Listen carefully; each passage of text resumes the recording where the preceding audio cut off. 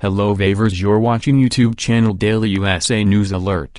Breaking, Jussie may receive a huge bill for Chicago PD investigation costs into his hoax.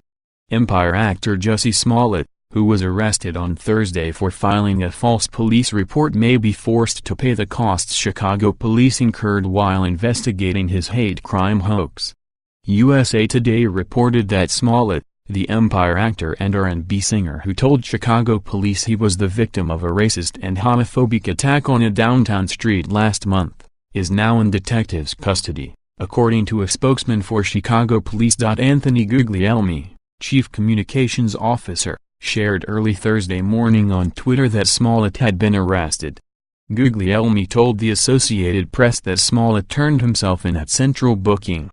Jussie Smollett is under arrest and in custody of detectives, Guglielmi posted.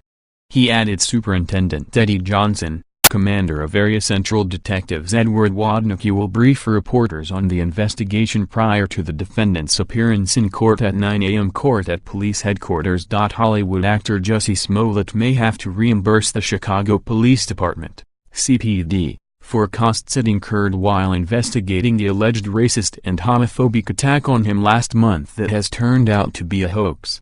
In addition to paying fines and serving up to 3 years in prison, the Empire actor could be compelled to pay for the cost of the investigation into his report of a January 29 beating if he is convicted, the Associated Press reported Thursday.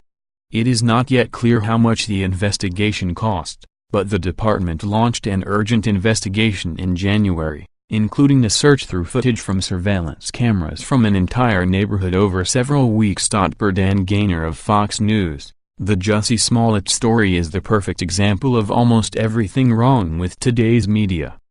The story followed quickly on the heels of another media hoax, where neutral reporters tried to destroy boys from Covington Catholic High School in Kentucky, claiming they were racist.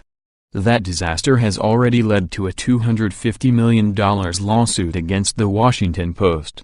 The overall news coverage was so biased that other lawsuits will likely follow. The media found their perfect story in Jussie Smollett.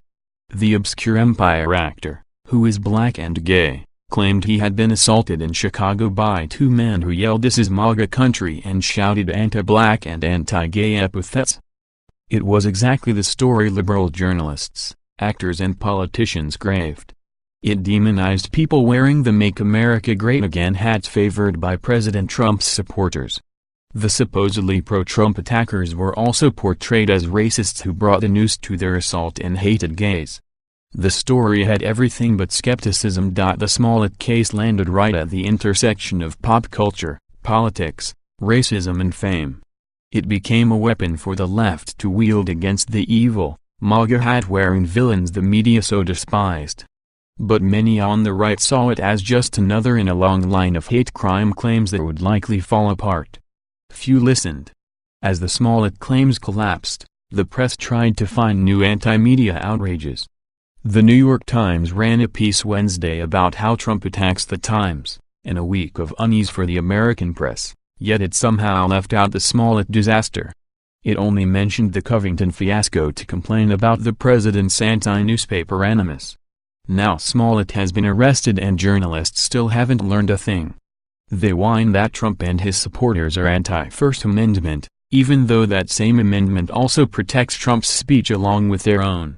And too few journalists want to admit they are the problem, or that hype and clicks go hand in hand with hatred and division. News exists to report on the problems of the world. Yet it is thoroughly incapable of reporting on the problems of the news itself. Most journalists don't want the truth. They want the narrative that depicts them as good guys, as truth-tellers, no matter how many stories they get wrong or how many lives they ruin doing it.